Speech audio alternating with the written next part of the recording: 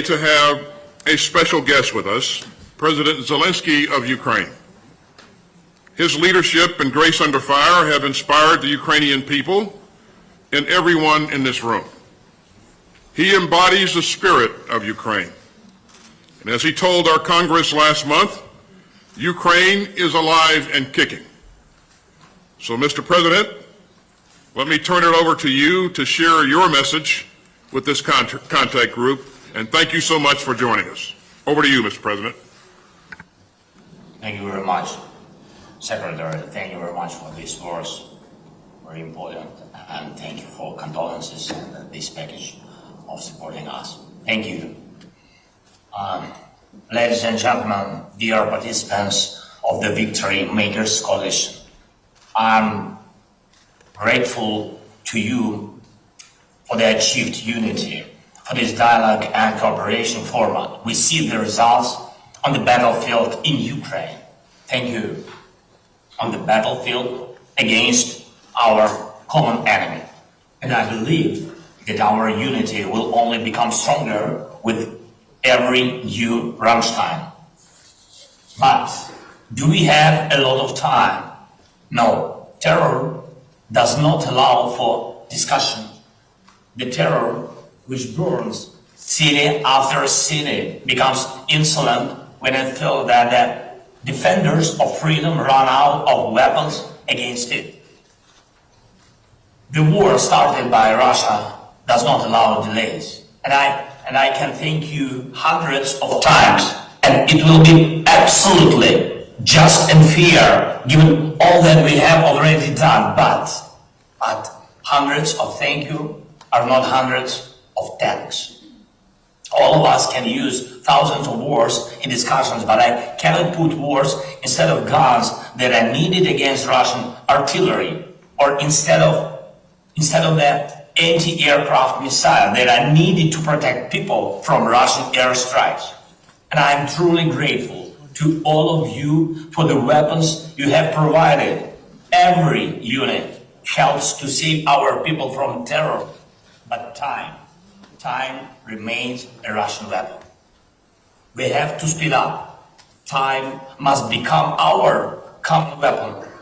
Just like air defense and artillery, armored vehicles and tanks, which we are negotiating about with you, and which actually will make the victory. Ladies and gentlemen, this is the first time I'm addressing you in such format.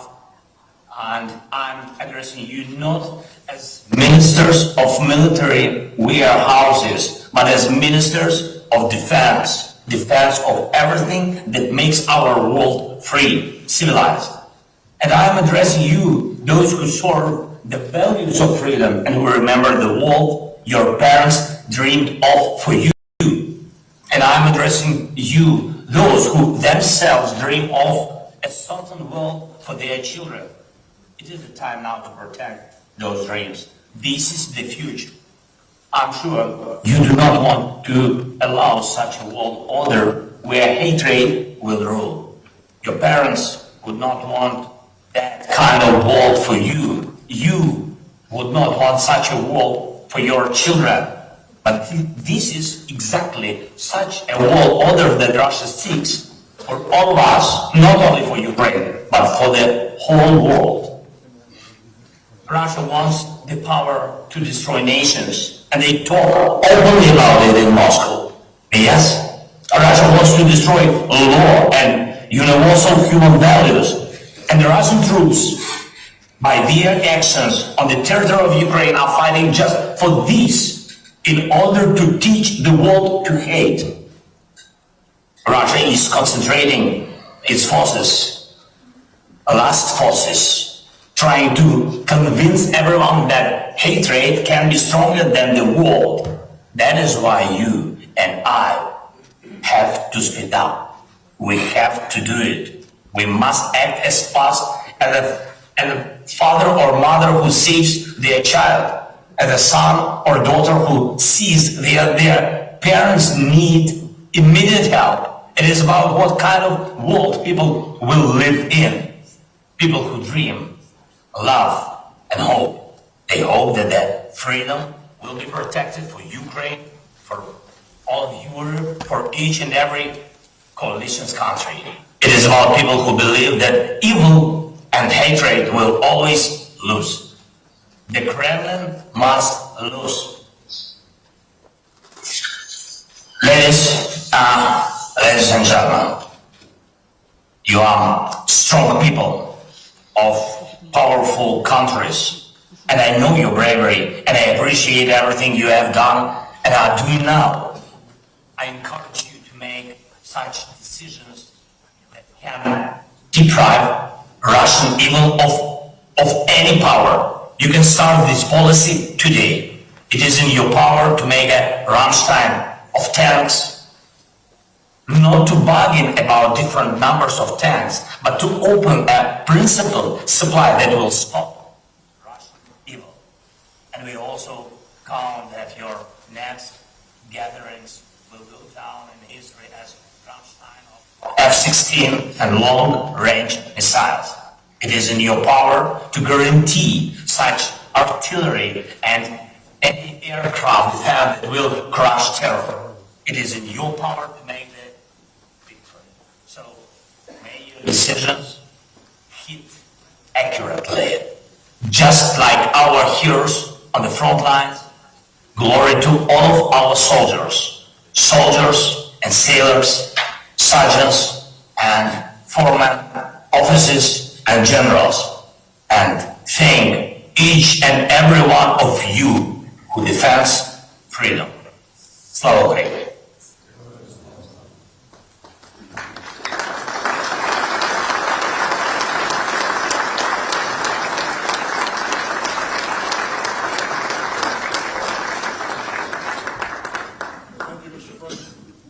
Thank you, Mr. President. I hope you know that we will continue to stand up for Ukraine's right to defend itself, and we will continue to stand up for the principle that borders may not be redrawn by force.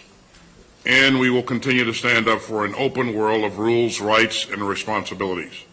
Again, thank you for being here today. Now, as always, we're going to pause for a minute while our friends in the media depart. Thank you. Thank you. Thank you, everyone.